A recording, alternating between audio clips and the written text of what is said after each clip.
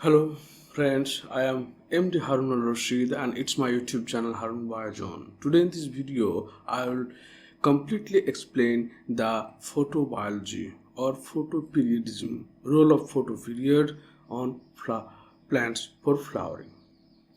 According to Garner and Allard, Garner 1920, they experiment on Maryland mammoth plant. Maryland mammoth plant. Mammoth plant and they show তারা দেখলো যে temperature, soil type, এদের কোনো role নেই। কিসের? Soil type, temperature বা তোমার নিউট্রিশন এই সমস্ত জিনিসের কোনো রোল কিন্তু ফ্লাওয়ারিং নেই। There is no role of nutrition, temperature, soil type, etc. for flowering. But flowering is depend on the day length. Flowering depend on day length.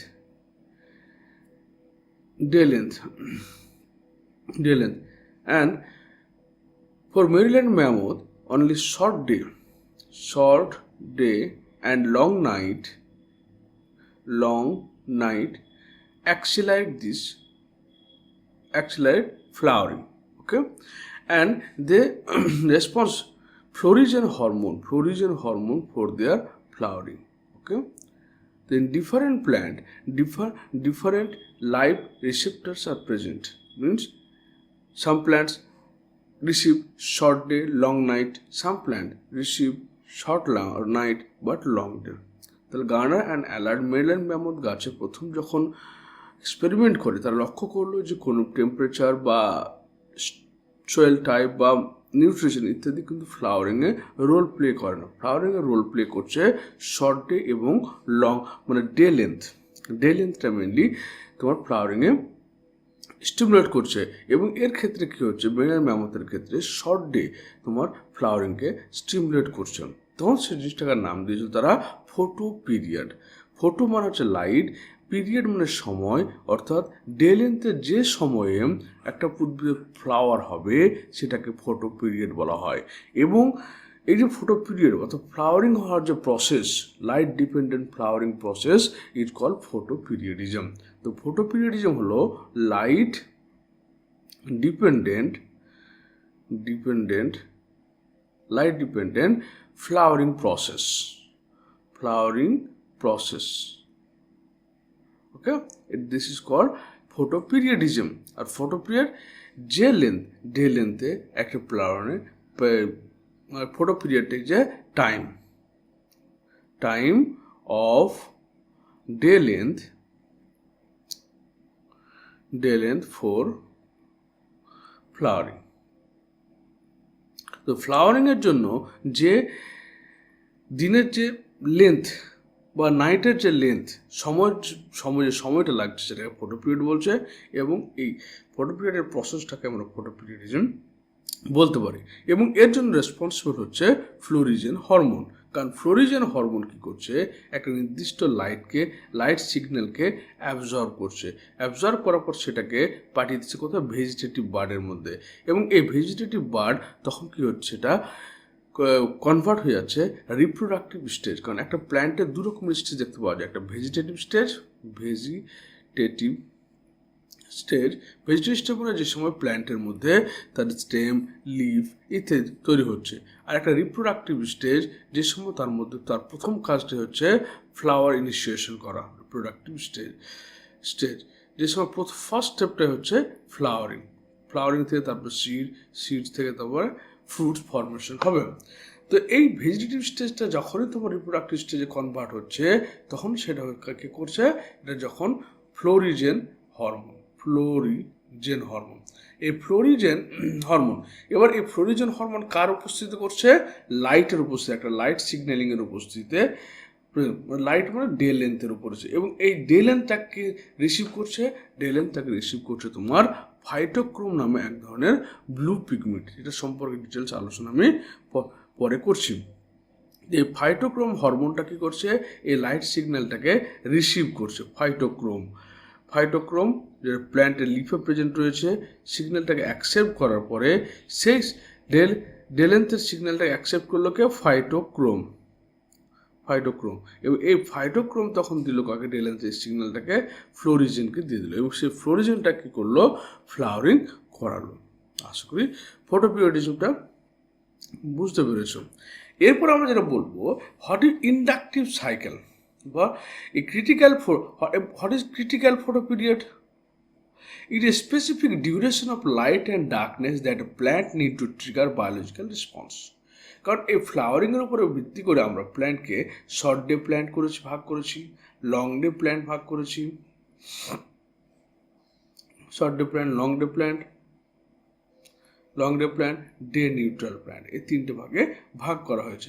Short day plant মানে কি, তার ক্ষেত্রে লং নাইট, এখানে short day প্ল্যান্টের ক্ষেত্রে long night এবং short day দরকার হলে তবে সেখানে ফ্লাওয়ারিং হবে। লং ডে প্ল্যান্টের ক্ষেত্রে লং ডে এবং শর্ট নাইটের দরকার পড়বে, এবং এই ডে টাইমটা বা নাইট টাইমটা কন্টিনিউয়াস হবে। এই যেমন লং ডে প্ল্যান্টের ক্ষেত্রে যখন আমরা ফ্লাওয়ারিং করবো, তখন দেখতে হবে যে এই সাপোজ এটা লং ডে প্ল্যান্ট, ওকে, এখানে ফ্লাওয়ারিং হয়েছে ধরুন লং ডে প্ল্যান্ট। তো এই লং ডে প্ল্যান্টের ক্ষেত্রে এই ডে টাইমটা যেন কন্টিনিউয়াস হয়, এর মধ্যে কোনো ডার্ক পিরিয়ড না আসে।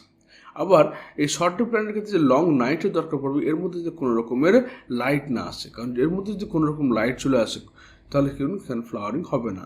সুতরাং শর্ট ডের ক্ষেত্রে কন্টিনিউয়াস একটা লং নাইটের দরকার পড়বে, আর লং ডে প্ল্যান্টের ক্ষেত্রে একটা শর্ট নাইট দরকার পড়বে, এবং সেখানে ডে টাইমে কোনো অন্ধকার বা ডার্কনেস না আসে। ক্লিয়ার? তো একটা মিনিমাম অ্যামাউন্ট অফ লাইট যেটা ফ্লাওয়ারিংকে ট্রিগার করছে, সেটাকে আমরা বলছি কি, ক্রিটিক্যাল পিরিয়ড। এখানে আমাদের 24 আওয়ার্স এর যে 24 আওয়ার্সের আমাদের ডে নাইট সাইকেল রয়েছে, সেটাকে আমরা ইন্ডাকটিভ সাইকেল বলছি। 24 আওয়ার্স এর যে ডে অ্যান্ড নাইট সাইকেল রয়েছে, সেটাকে আমরা বলি কি, ইন্ডাকটিভ সাইকেল।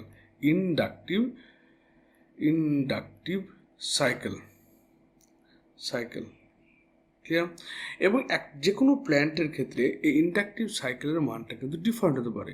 যেমন ফর এক্সাম্পল যদি আমরা দেখি এর ক্ষেত্রে, যেমন জ্যান্থিয়ামের ক্ষেত্রে একটা আবেশ চক্র বা ইন্ডাকটিভ সাইকেলের টাইম হচ্ছে 20, তাহলে 24 আওয়ার্স এর মধ্যে day and night cycle, inductive cycle. যেমন জ্যান্থিয়ামের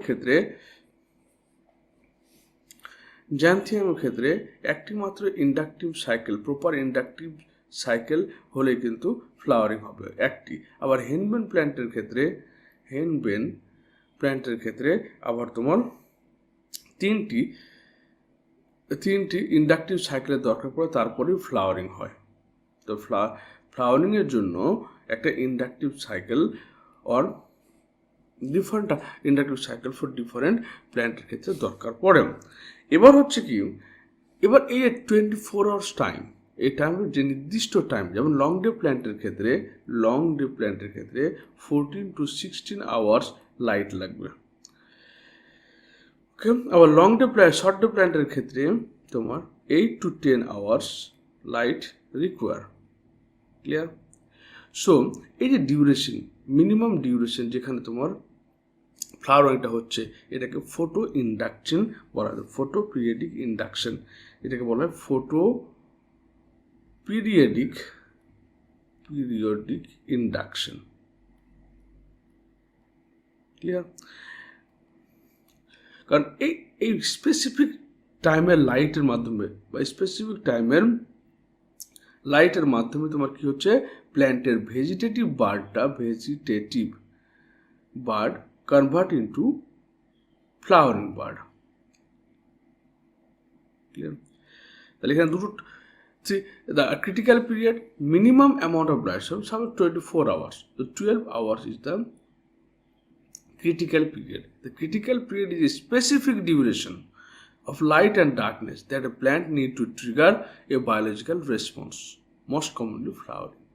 The minimum amount of light that trigger the biological response specifically for flowering is called critical photoperiod. It is the threshold of day length that determines plant will enter its reproductive phase. মানে critical পিরিয়ডের critical পিরিয়ডের উপর depend করে আমরা বলবো সেটা long day plant না short day plant. তার জন্য 14 to 16 আওয়ার্স লাইটের দরকার পড়বে, না তার জন্য 8 to 10 আওয়ার্স লাইটের দরকার পড়বে। তো ক্রিটিক্যাল পিরিয়ডটা হচ্ছে একটা মাঝামাঝি সময়কাল, অর্থাৎ intermediate time. Plants are categorized by the critical photoperiod. এই ক্রিটিক্যাল ফটোপিরিয়ডের উপর ডিপেন্ড করেই আমরা divide plants into long day plant or short day plant or day neutral plant. The critical photoperiod varies from species to species. When exposed to 12 hours of light, both Xanthium and Hyoscyamus would flower, although the former is short day plant and later is long day plant. Okay, the minimum amount of light, minimum amount of light that required to stimulate the biological response specifically for flowering is called critical period. An inductive cycle, 24-hour day and night cycle, is called inductive cycle. For different plant, different number of inductive cycle are required. And what is photoperiodic induction? Photoperiodic induction, time of light. Photoperiodic induction. Okay. Photoperiodic induction is time of the length of light that require for flowering. Length of light required for flowering. This is called photoperiodic induction, or time length of light that convert vegetative bud into reproductive bud. Okay, অঙ্গজ মুকুলকে যখন তোমার reproductive মুকুল বা জননগত মুকুলে convert করবে তখন সেটা হচ্ছে তোমার photo inductive বা photo induction.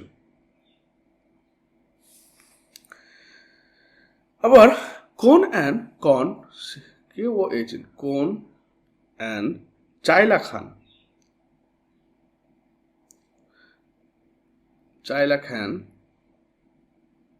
1936 খ্রিস্টাব্দে প্রথম লক্ষ্য করেন কি তারা যখন জ্যান্থিয়াম প্ল্যান্টের উপরে রিসার্চ করছিল, গবেষণা করছিল, তখন দেখলো যে একটা প্ল্যান্টে যদি মাত্র একটা মাত্র লিফ, মানে যদি একটা প্ল্যান্টকে পুরো লিফলেস করে দেওয়া হয়, একটা প্ল্যান্টকে পুরো যদি লিফলেস, এটা যে কন অ্যান্ড চাইলাখান 1934 আর 1936-এ প্রথম তারা দেখলো যে যদি একটা প্ল্যান্টকে পুরোপুরি লিফলেস করে দেওয়া হয় তাহলে সেখানে নো ফ্লাওয়ারিং, সেখানে ফ্লাওয়ারিং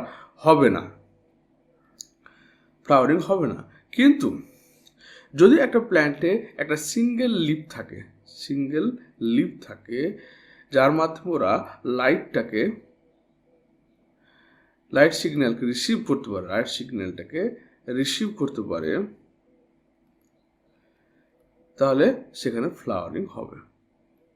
তো একটা লিফলেস প্ল্যান্ট ফ্লাওয়ারিং হবে না, কিন্তু যখন সেখানে একটা সিঙ্গেল লিফও থাকবে সে সিঙ্গেল লিফটা কিন্তু লাইটটাকে পারসিভ করবে এবং পারসিভ করার পর ভেজিটেটিভ বার্ডটাকে রিপ্রোডাক্টিভ বার্ডে কনভার্ট করে দেবে। আবার কি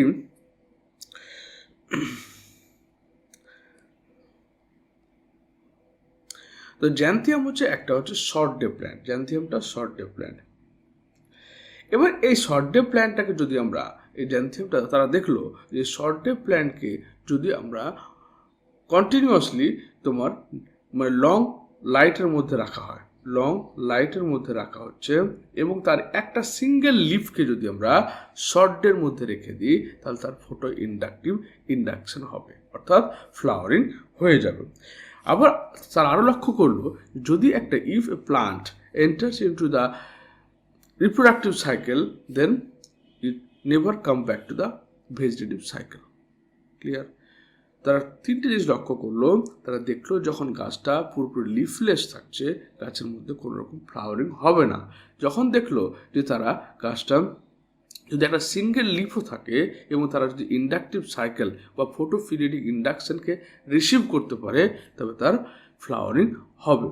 আবার আরও তারা দেখলো যে যদি প্ল্যান্টটাকে আমরা একটা পুরো প্ল্যান্টটা শর্ট প্ল্যান্ট জ্যান্থিয়াম স্ট্রমিনিয়াম ওরা হচ্ছে পুরো শর্ট ডে প্ল্যান্ট, এবার তাকে যদি আমরা লং ডে অ্যাপ্লাই করি এবং সেখানে একটা সিঙ্গেল লিফে যদি আমরা শর্ট ডে ডে লেন্থটাকে বা ডার্ক পিরিয়ডকে অ্যাপ্লাই করি, তবে সেখানে কিন্তু ফ্লাওয়ারিং হবে। তাহলে কি এখানে ক্লিয়ার কি হলো যে প্ল্যান্টের লিফের মধ্যে এমন কিছু জিনিস রয়েছে যেটা আমরা আগে ফাইটোক্রোম বললাম, সেই ফাইটোক্রোমটা লাইটটাকে রিসিভ করছে, তারপর ফ্লোরিজেনকে অ্যাক্টিভেট করছে, সেই ফ্লোরিজেনটা তোমার উপরের দিকে গিয়ে তোমার ডগার দিকে চলে আসে, যেখানে তোমার ভেজিটেটিভ বার্ডটাকে রিপ্রোডাক্টিভ বার্ডে কনভার্ট করছে। এবং ভেজিটেটিভ বার্ড রিপ্রোডাক্টিভ বার্ডে কনভার্ট হয়ে গেলে আর কিন্তু সে কোনো রকমের পরিবর্তন হয় না, সেখানে ফ্লাওয়ারিং অবশ্যই হবে। এবার এই যে আমাদের ফটো পিরিয়ড, এর ইম্পর্টেন্স কি? তাহলে আমরা কি দেখলাম যে একটা প্ল্যান্ট ভেজিটেটিভ বার্ড রয়েছে এবং রিপ্রোডাক্টিভ বার্ড রয়েছে, রিপ্রোডাক্টিভ বার্ড বা রিপ্রোডাক্টিভ সাইকেল। এবং এই ভেজিটেটিভ রিপ্রোডাক্টিভ বার্ডটার জন্য কি দরকার হচ্ছে? ডে লেন্থের দরকার পড়ছে, ডে লেন্থ। তো আমরা একটা ভেজিটেটিভ বার্ডকে রিপ্রোডাক্টিভ বার্ডে কনভার্ট হতে গেলে আমার একটা পার্টিকুলার ডে লেন্থের দরকার পড়ছে। এবার এই ডে লেন্থটাকে যদি আমরা চেঞ্জ করি, ডে লেন্থটাকে যদি আমরা কন্ট্রোল করতে পারি, তাহলে কোনো প্ল্যান্টের ক্ষেত্রে ভেজিটেটিভ বার্ডের বেশি ডেভেলপ হওয়া দরকার আছে, কোনো প্ল্যান্টের বা রিপ্রোডাক্টিভ বার্ডের বেশি ডেভেলপ হওয়া দরকার রয়েছে, সেটাকে সম্পূর্ণরূপে আমরা কন্ট্রোল করতে পারবো। Photoperiodism in plants plays a significant role in hybridization experiment, cross breeding and more. তাহলে বিশেষ করে হাইব্রিডাইজেশন ফর্মেশন তৈরি করার জন্য, হাইব্রিড ফর্ম তৈরি করার জন্য কিন্তু ফটো পিরিয়ডের দরকার রয়েছে। Horticulture use photoperiodism plants obtaining a high health tuber and rhizome. এবার যদি আমার কোনো প্ল্যান্ট যেমন র্যাফানাস স্যাটাইভাস বা মূলো, এই প্ল্যান্টটা দেখি আমার তাড়াতাড়ি ফ্লাওয়ার চলে আসলে কিন্তু প্ল্যান্টটার ইকোনমিক ভ্যালু কমে যাবে, তাহলে তাকে কী করা হচ্ছে? এক নির্দিষ্ট ডে লেন্থের মাধ্যমে তাকে ভেজিটেটিভ গ্রোথটাকে বেশি করানো হচ্ছে, রিপ্রোডাক্টিভ গ্রোথটাকে কম করানো হচ্ছে। কিন্তু আবার একটা কলিফ্লাওয়ার, এর ক্ষেত্রে আমার ফ্লাওয়ারিংয়ের দরকার রয়েছে, তাই তার রিপ্রোডাক্টিভ ফেজটাকে বেশি স্টিমুলেট করতে হবে এবং ভেজিটেটিভ ফেজটাকে কম স্টিমুলেট করতে হবে। Photoperiodism helps determine flowering session. এবার কোন সেশনে সে উদ্ভিদটা ফ্লাওয়ারিং হচ্ছে, সে উইন্টার সেশনে হচ্ছে যেখানে শর্ট ডে লং নাইট, না সে সামার সেশন হলে যখন লং ডে শর্ট নাইট, সেটা ডিটারমাইন করতে পারবো, কন্ট্রোল করা যাবে। It encourage cross breeding between flower that grow in different session. এবং এটা আরেকটা জিনিস করা হচ্ছে কি, তাহলে একটা লং ডে প্ল্যান্টকে একটা শর্ট ডে প্ল্যান্টের সঙ্গে ক্রস করা হচ্ছে, তাহলে একটা ডে নিউট্রাল প্ল্যান্ট বা সেরকম টাইপের কিছু তৈরি করা যাবে। Any flower can be grown throughout the year under greenhouse condition by giving suitable photoperiod. এবার গ্রিন হাউস কন্ডিশনের মধ্যে মানে একটা গ্লাসের ঘরের মধ্যে আমি ফটো পিরিয়ড কন্ট্রোল করে একটা প্ল্যান্টকে সারা বছর কাল্টিভেট করতে পারি। Nursery flowering depends on how the plant respond two light. তাহলে যে লাইটই আমার প্ল্যান্টের ফ্লাওয়ারিংকে ডিটারমাইন করে, তার লাইটের দ্বারা প্ল্যান্টের পুরো প্রোডাক্টটাকে আমি কন্ট্রোল করতে পারবো। So far we have read about photoperiodism plants. There is another way plant react to light.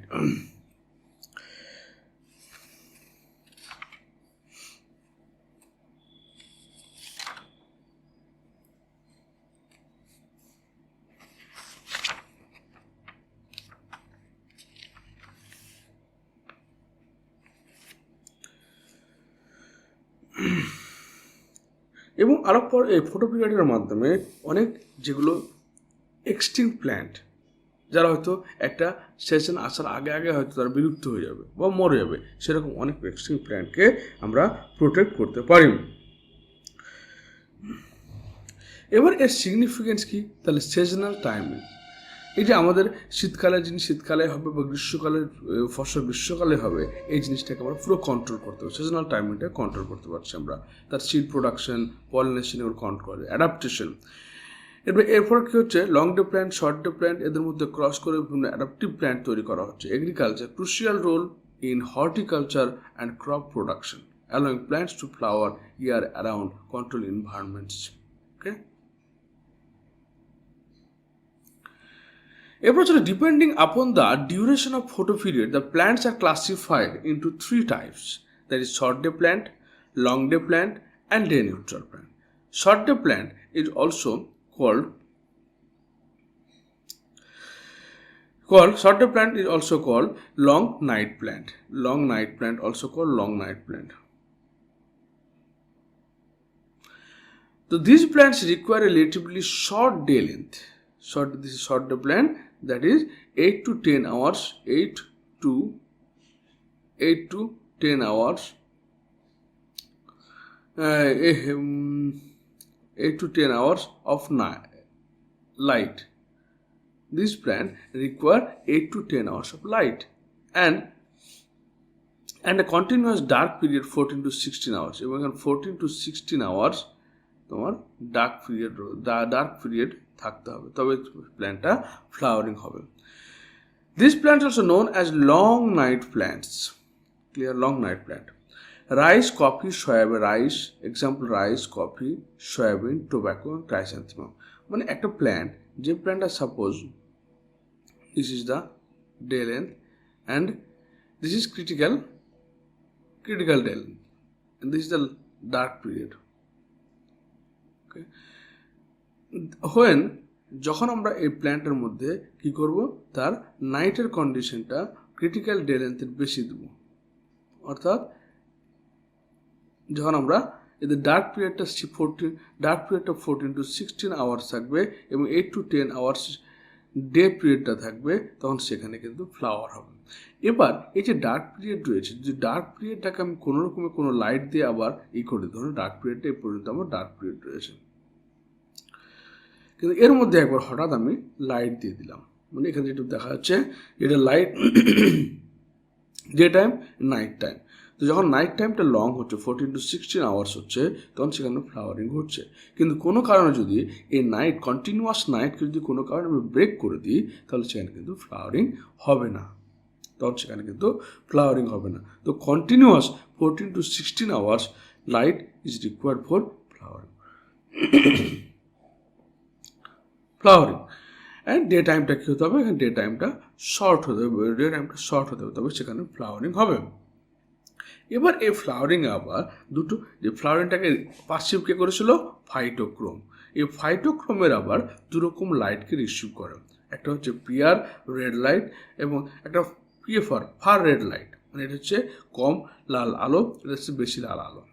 তো এবার যখন একটা plant maximum inhibition of flowering with red light occurs at about middle of critical dark period, তাহলে এর ক্ষেত্রে কি হচ্ছে, মানে শর্ট ডে প্ল্যান্টের ক্ষেত্রে তোমার যখন আমার পিআর ফর্মে থাকবে, পিআর হচ্ছে ইনঅ্যাক্টিভ ফর্ম, এই ইনঅ্যাক্টিভ ফাইটোক্রোম যখন রেড লাইটকে অ্যাবজর্ব করবে, তখনই সে মানে 660 ন্যানোমিটার, তখন সেটা active form that is PFR এ কনভার্ট হয়ে যাবে। এবার এই পিআরটা কি করছে আমাদের নর্মালি তোমার ফ্লাওয়ারিং প্রসেসটাকে ইন্ডিউস করছে শর্ট ডে প্ল্যান্টের ক্ষেত্রে।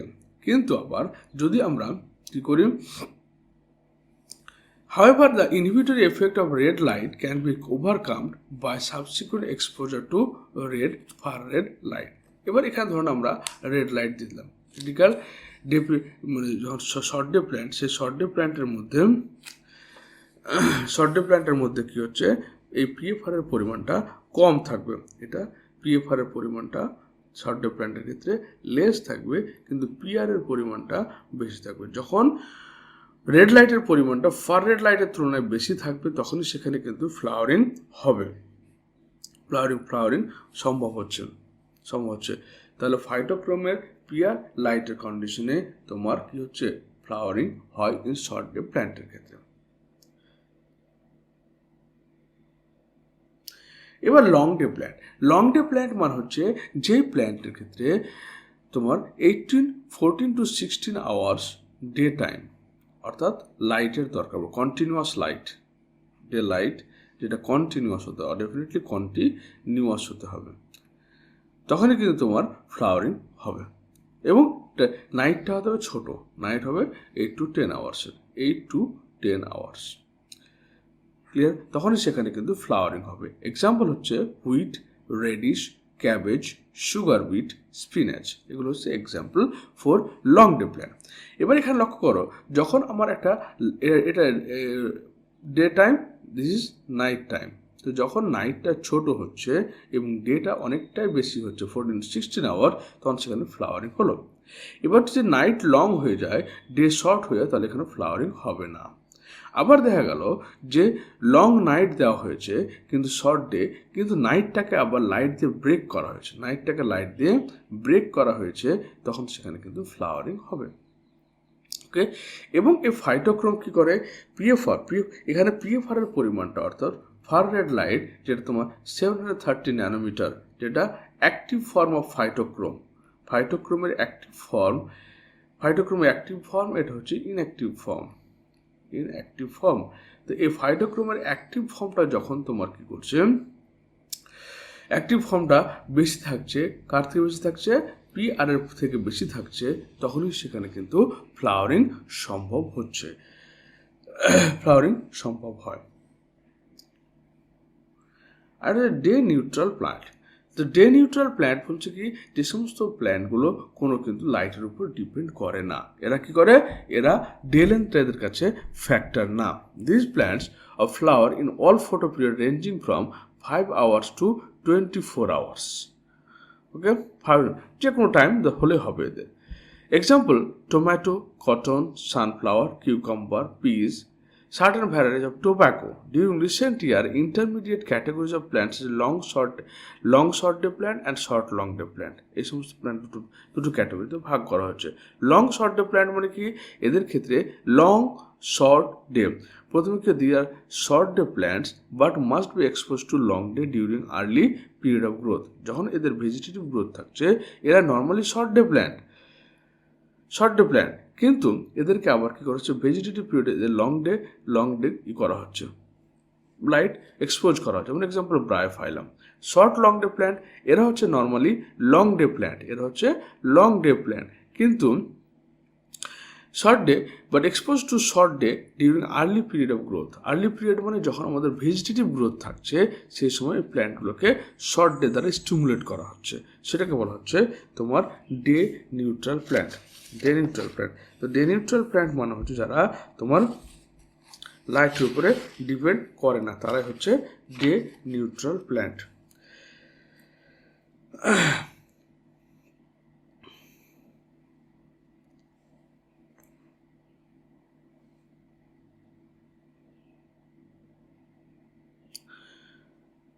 আরেকটা আবার ফটো পিরিয়ডিক পারসেপশন। এই যে ফটো পিরিয়ডটা পারসেপ্ট কে করছে, কে বুঝতে পারছে এই ফটো পিরিয়ডের পারসেপশনটাকে। ফটো পিরিয়ডিক পারসেপশন যখন আমরা বলবো, তখন সেখানে আমরা লক্ষ্য করতে হবে যে ফটো পিরিয়ডের ক্ষেত্রে প্রথম সেন্টার হচ্ছে মানে লাইটকে কারা পারসিভ করছে, অর্থাৎ কোন পার্টটা লাইটকে ফার্স্ট করছে। আমরা দেখেছি যে প্ল্যান্টের যে লিফের মধ্যে রয়েছে ফাইটোক্রোমের দুটো ফর্ম রয়েছে, একটা হচ্ছে PR ফর্ম, একটা PFR ফর্ম। PR ফর্মটা কি করছে তোমার, এটা ইনঅ্যাক্টিভ ফর্ম এবং অ্যাক্টিভ ফর্ম, এটা হচ্ছে অ্যাক্টিভ ফর্ম। PR ফর্মটা লাইটকে অ্যাবজর্ব করছে 660 ন্যানোমিটার, 730 ন্যানোমিটার অ্যাবজর্ব করছে তোমার PFR ফর্ম। তো PR যখন লাইট অ্যাবজর্ব করে PFR অ্যাক্টিভ ফর্মে কনভার্ট হচ্ছে, তখন সেটা ফ্লাওয়ারিং করাচ্ছে তোমার লং ডে প্ল্যান্টের ক্ষেত্রে। এবার এই যে এই লাইটটাকে তখন স্টিমুলেট করছে, লাইটটা তো লিফের অ্যাবজর্ব করার পর লিফের মধ্যে রয়েছে ফ্লোরিজেন হরমোন। এই ফ্লোরিজেন হরমোন তখন কী করছে, leaf perceive stimulus, phytochrome activate, synthesis of flowering stimulus or florigen, translation florigen from leaf to shoot apex. Leaf থেকে শুট এপেক্সের মধ্যে ফ্লোরিজেন ট্রান্সপোর্ট হচ্ছে, ইনিশিয়েট ফ্লাওয়ারিং করছে।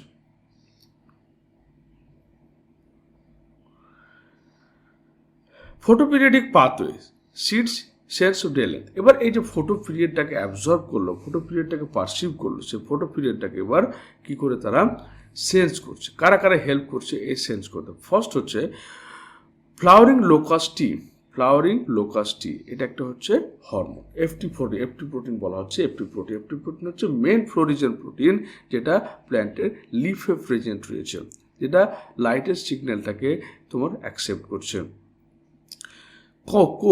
কোজিন অর্থাৎ constans regulate FT expression activate by light. এবার এই যে FT protein রয়েছে, সেই এফটি প্রোটিনটাকে আবার স্টিমুলেট করছে কে, কনস্ট্যান্সিন। FD flowering locus D, a BG transcription factor partner with FT forming florigen activating complex. তাহলে এই এফডি কী করছে, তোমার স্টিমুলেট করলো, কনস্ট্যান্ট জিন স্টিমুলেট করলো এফটি জিনকে। এবার এফটি জিনের সঙ্গে তোমার যুক্ত হলো তোমার FD, flowering locus D gene, যেটা একটা ট্রান্সক্রিপশন ফ্যাক্টর। এই ট্রান্সক্রিপশন ফ্যাক্টর তখন সেটা ফ্লোরাল জিন ফ্লোরিজিনকে স্টিমুলেট করলো for flowering. Vernalization pathway, the frigida maintain flowering expression. এই ফ্লাওয়ারিং প্রসেসটাকে রিফ্রেশ করে বা ফ্লাওয়ারিংটাকে হতে বাধা দেয় কে, তোমার এফআরআই জিন। কিন্তু এফআরআই জিনটাকে যখন আমরা কি করব, কোল্ডের মাধ্যমে তাকে স্টিমুলেট করব, promote it absence promotes flowering after cold.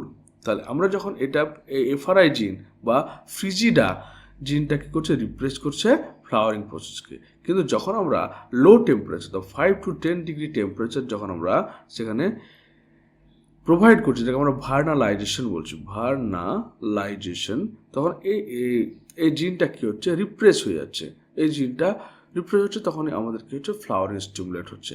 এফএলসি, flowering locus C repression silence by cold allowing flowering. আবার flowering locus C, FT flowering locus T জিনটা আমাদের স্টিমুলেট করলো, কিন্তু ফ্লাওয়ারিং লোকাস সি জিনটা আবার কী করছে, ফ্লাওয়ারিং প্রসেসটাকে ইনহিবিট করছে, যেটাকে আবার এই কোল্ড ট্রিটমেন্ট দিলে ওরা ইনহিবিট হয়ে যায় এবং ফ্লাওয়ারিং প্রসেস স্টিমুলেট করে। Autonomous pathway, integrated internal cues like age, FC flowering locus C is associated promotes flowering of an MIR, মানে হচ্ছে ফ্লাওয়ারিং লোকাস সি আমাদের ফ্লাওয়ারিং প্রসেসটা, ফ্লাওয়ারিং লোকাস সি এবং ফ্রিজিডা, এই দুটো জিন আমাদের ফ্লাওয়ারিং প্রসেসটাকে ইনহিবিট করবে। কিন্তু যখন আমরা ভার্নালিন কোল্ড টেম্পারেচার এক্সপোজ করছি, তারা ইনহিবিট হচ্ছে, ফ্লাওয়ারিংকে স্টিমুলেট করছে। আবার কি হচ্ছে, তার অন্যদিকে ফ্লাওয়ারিং লোকাস টি, কনস্ট্যান্ট জিন অ্যান্ড এফডি জিন, এই তিনটে জিন মিলে আমাদের ফ্লাওয়ারিং প্রসেসটাকে স্টিমুলেট করছে। হরমোনাল সিগন্যাল, জিববারেলিন হরমোন কী করে, ফ্লাওয়ারিংটাকে প্রমোট করে। আবার অ্যাবসাইসিক অ্যাসিড যখন তোমার ফ্লাওয়ারিংকে প্রমোট করে, যখন তারা এফটি, ফ্লাওয়ারিং লোকাস টি এবং SOC1 জিনের সঙ্গে যুক্ত হচ্ছে। সাইটোকাইনিন এবং জ্যাসমোনেটস অলসো ইনভলভ ফর ফ্লাওয়ারিং।